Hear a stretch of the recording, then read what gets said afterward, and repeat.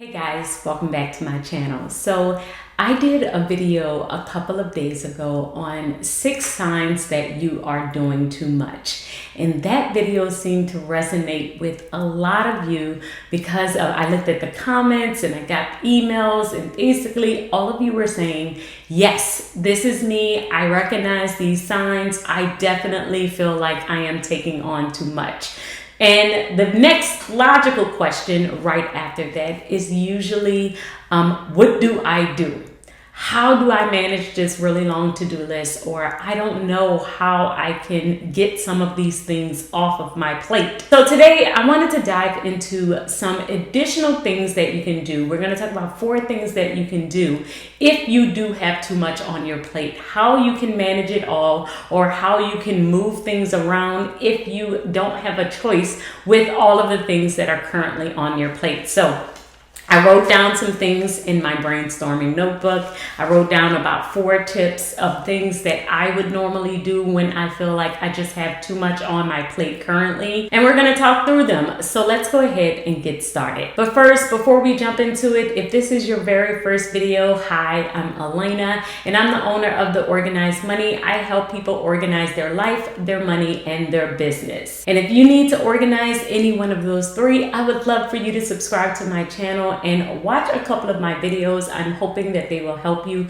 on your organizational journey. So let's go ahead and jump into today's video. How do you manage it all? How do you keep track of all of the different things that you have to do? How do you organize all of these things, especially if you feel like you have too much on your plate? The very first thing that you need to do is categorize. I talk about life categories a lot. I did an entire video, and I will link that video where you can see all of the different ways or categories that your life could possibly have. But one of the best ways in order to manage and organize is to categorize. The first thing that I do is look at all of these categories and write down the ones that are super important to me, the categories that I definitely want to stay on top of. So for instance, in my life, I'm a wife, I'm a mother, I'm a pastor. I also am an entrepreneur. I run The Organized Money full time. I am an organizing coach, and I also have an Etsy shop. So I have a lot of different things on my plate, and I categorize it by those different things. I have my business as a category,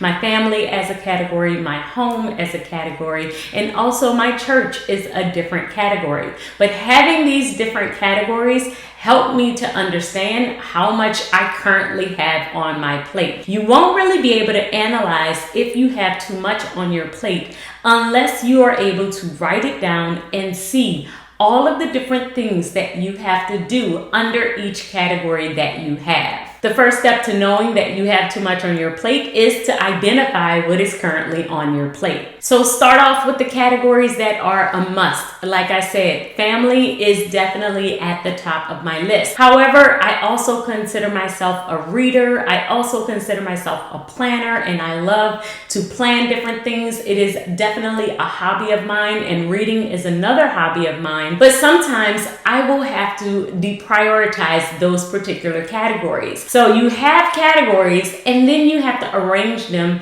in areas of importance. My family will always be at the top, but my reading and my planning, since I consider them hobbies, may be in a second set of categories that may not be as close to the top as family. So the first thing that you need to do is to identify the categories that you have and write a list. Write down all of the different things that you need to do under each one of those categories. It's the very first thing that's going to help you to identify if you have too much on your plate.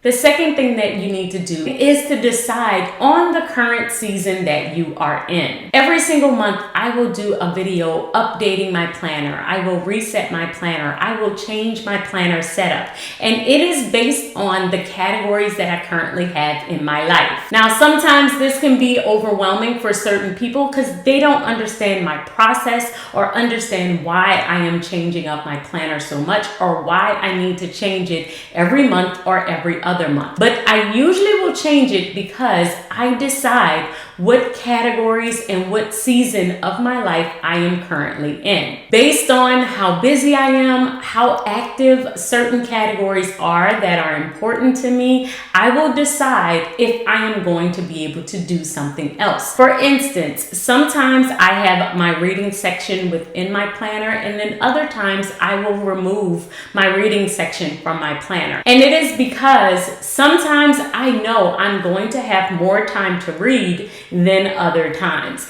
And I don't like to have a specific category within my planner if I know that I'm going to be putting too much on myself in order to keep up with it. So if you just had a baby, you probably wouldn't start a new business or start picking up a reading hobby because it's just not the best season. This season of your life has to be dedicated to your family or dedicated to something else. There are times where my business might be heightened. I will have a lot of different things going on at our church, and I will adjust if I am reading and say, you know what, I'm only going to read one book or possibly no books for the month. I will adjust how many videos I might post on YouTube. Maybe instead of doing 4 a week, I might do 2 a week. And it is because I am constantly looking at how much do I have currently on my plate and how much do I need to adjust. Sometimes we have to choose, and our choice may be, I can't do all of these things. Even though I want to do all of these things, I would love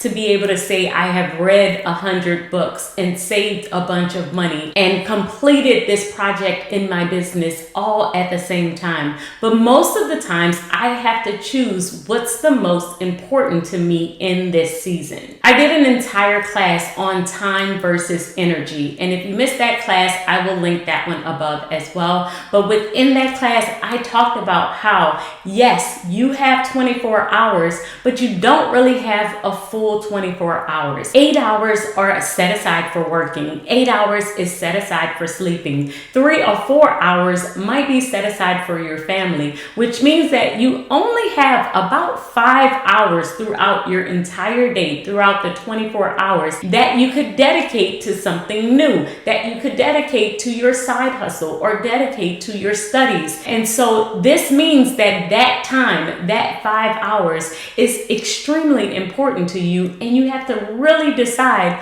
what you want to do each season of your life. Most of the times we will have to make a choice. We will have to make a choice if this is the right season to start something or if this is the right season to continue to do something. Now, number 3, the third thing that I would do is adjust if I can't cut. Now, I talked about cutting out different areas if I knew I couldn't keep up with something. However, there are certain categories that I can't cut. I have to find some time throughout my day in order to stay on top of them. For instance, my spirituality is a very big part of my life. It is very serious to me, so I do like to stay on top of my spirituality. I will read my Bible every day. I will do my devotional, but how much time I spend in that particular area may adjust depending on how much I have on my plate. If you can't cut out an area completely, or it's not healthy for you to cut out an area completely, like working out,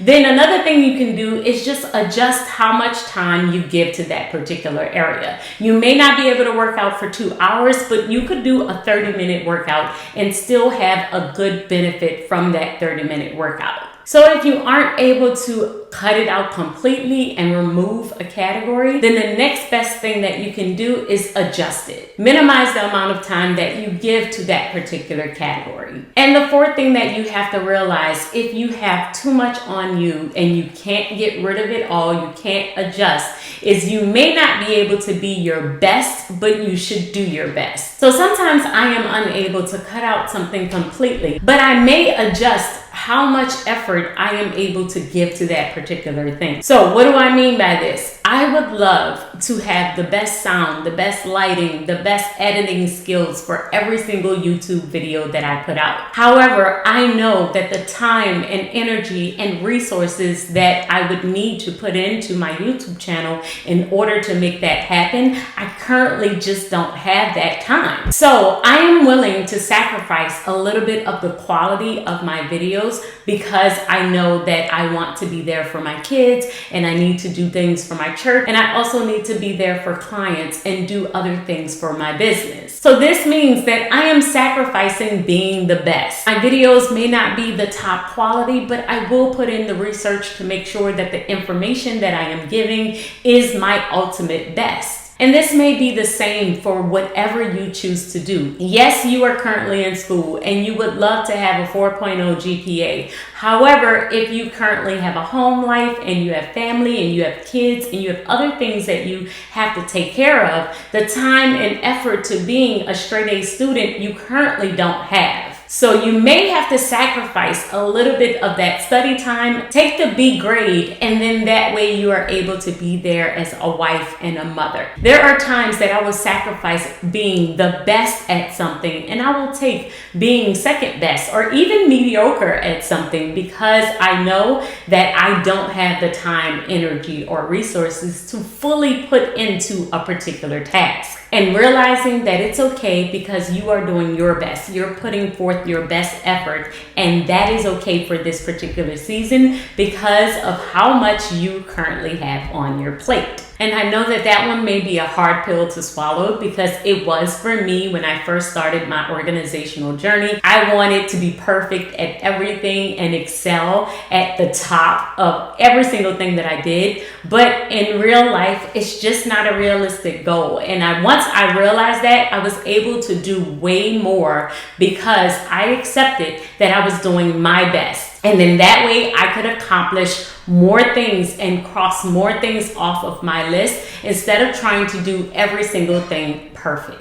Because the pursuit of perfection can cause us not to do a lot of things that we really, really want to do. So just realize it's okay to not be the best as long as you are doing your best. So guys, those are my 4 tips. Those are the 4 things that I wanted to give you today. If you really resonated with Tuesday's video, if you feel like you have too much on your plate, then try some of these things. Try to take some things off of your plate. Try to categorize and decide what you're going to do in a specific season. Try to eliminate the time that you have allocated to a specific thing or to eliminate it altogether. Let me know in the comments if you have tried any one of these tips and if they have helped you, and I will see you in my next video. Until then, keep organizing your life so that you can achieve your dreams.